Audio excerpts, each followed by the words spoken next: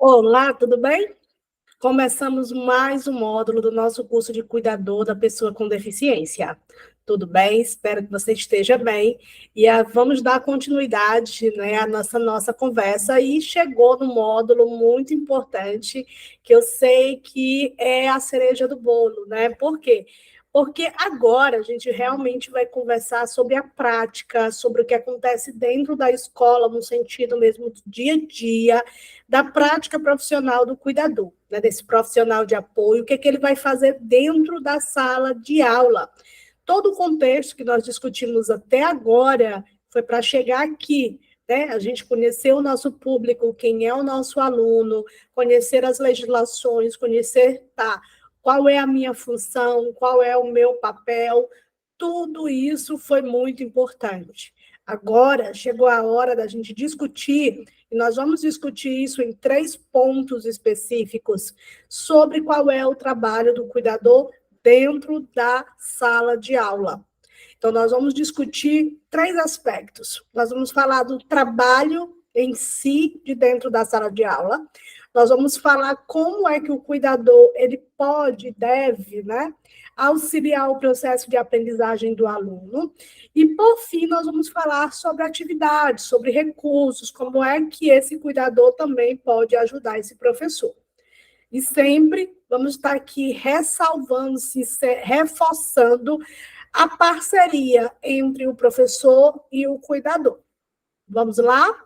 Seja muito, muito bem-vindo a mais este módulo que começa e vamos, né? Que o processo de aprendizagem nesse curso está incrível. Espero que você esteja gostando. E essa discussão agora, né, eu acredito que ela vai ficar bem mais rica e bem mais prática, porque o que todo mundo quer saber mesmo é estar aí o dia a dia, as legislações são uma coisa, teoria é uma coisa, vamos para a prática, né? Vamos para a prática profissional, vamos para o dia a dia, vamos para os desafios da rotina diária desses profissionais. Vamos começar. Eu dividi entre, como eu disse para vocês, eu dividi em 3 partes. Essa aqui é a primeira parte, onde a gente vai conversar um pouquinho sobre esse cuidador dentro da sala de aula, dentro da escola, como é que ele vai trabalhar dentro, junto com esse professor. Mas não é repetitivo eu continuar falando sobre o trabalho desse profissional dentro da escola, da importância desse profissional dentro da escola. Por quê?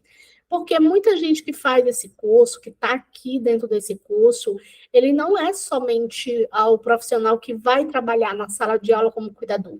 Ele é o profissional que também vai treinar esse profissional. Tá? Tem muita gente que está fazendo esse curso, até porque eu também fiz essa divulgação, essa provocação, de que profissionais que querem se dedicar à formação desses profissionais em seu município. Então, eu quero começar esse módulo falando da sensibilização. É muito importante que a sua formação ela se baseie na sensibilização desse profissional. Para quê? Para que ele entenda o que é a escola. Tá? Então, não deixe de colocar dentro da sua formação essa fala sobre a escola. Qual é o trabalho da escola? Por que nós vamos à escola? O que a escola representa em nossas vidas? A gente vai fazer essas reflexões aqui. E essa relação entre o professor e o cuidador, tá? Então, assim, eu quero deixar isso bem nítido, e para você que é o cuidador que vai trabalhar com esse profissional, você que é o professor que tem o cuidador dentro da sala de aula, e você que é o profissional que treina esses profissionais. É preciso que a gente fale aqui sobre essa harmonia, sobre esse desafio. Formando professores e em muitas capacitações e até em aulas mesmo das pós-graduações, que eu tenho muitos alunos que são cuidadores ou professores que têm cuidadores dentro da sala de aula, né? Eu escuto muito os dois lados. E o que a gente escuta muito é o lado dos professores, a reclamação de que esses cuidadores não cuidam, de que esses cuidadores não ajudam, de que esses cuidadores não se engajam ali dentro da sala de aula e que terminam não sendo participativos o suficiente ou como eles gostariam que fosse.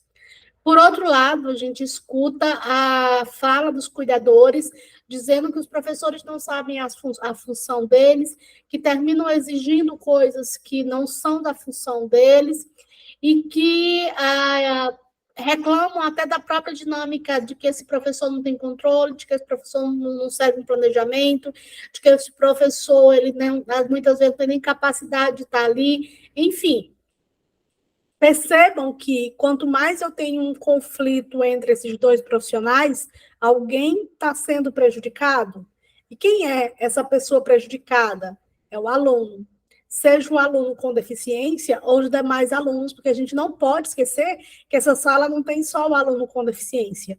A gente está falando de uma sala que tem alunos das mais variadas personalidades, deficiências, dificuldades, transtornos. Então, dentro da sala de aula, eu preciso ter aí uma relação entre esse professor e esses cuidadores, uma relação mútua, sincera, honesta, de que eles entendam o papel deles dentro desse processo, tá?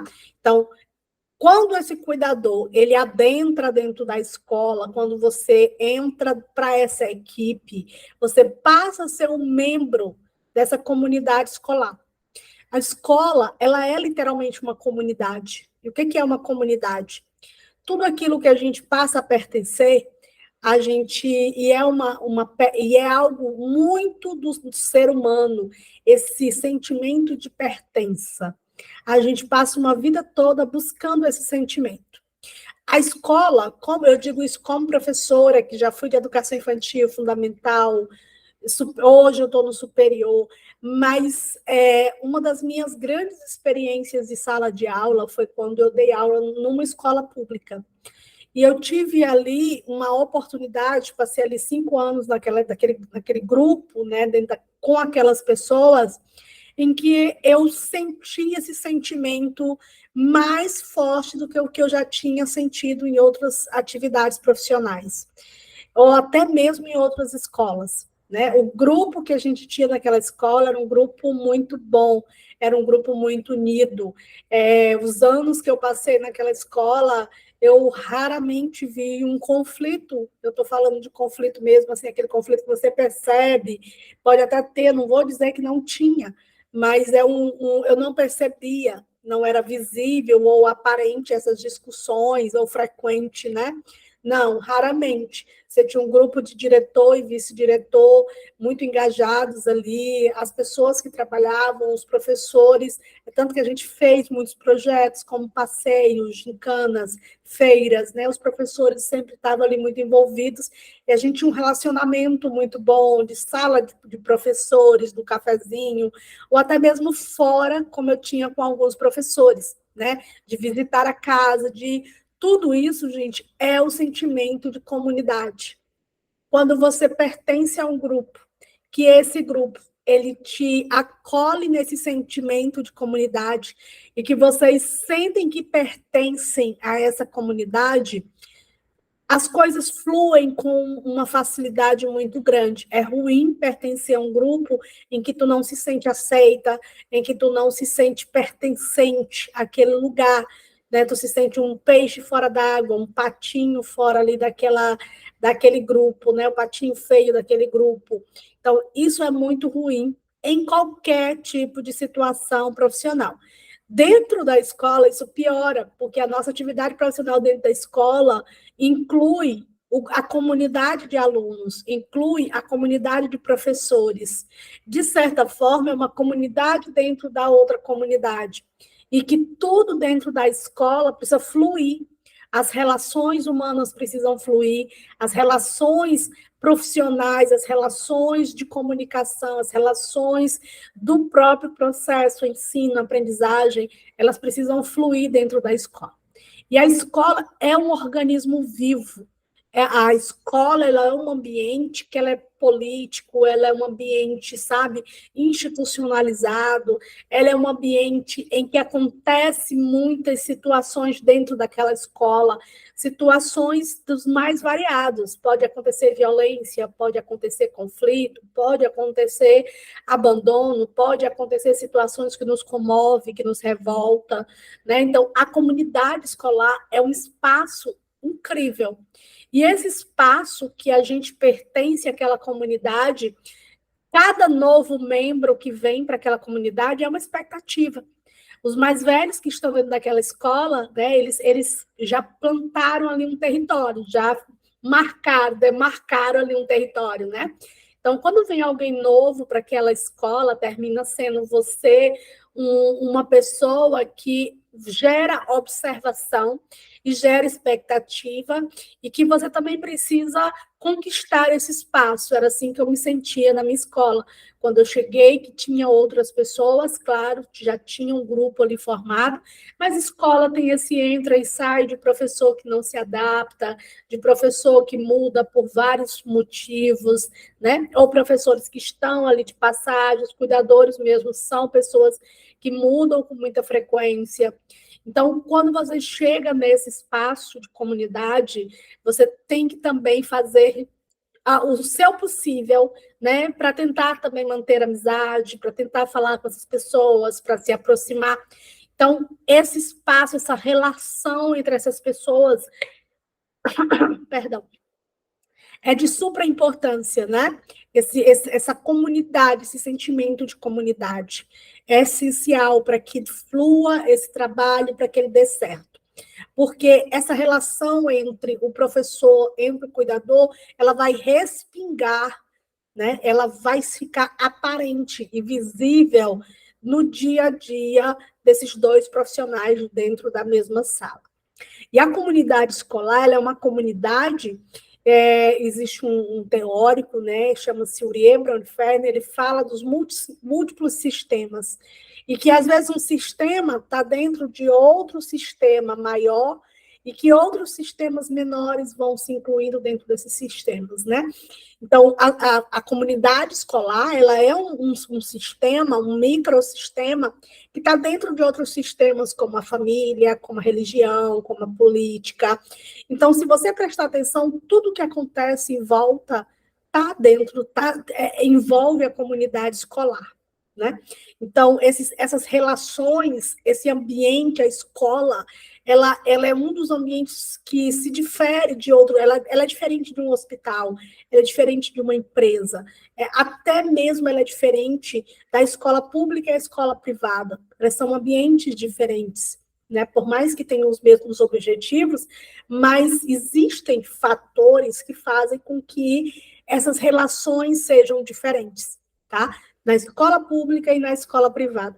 Mas ambos, o ambiente escolar, ele é esse ambiente que exige esse sentimento de comunidade.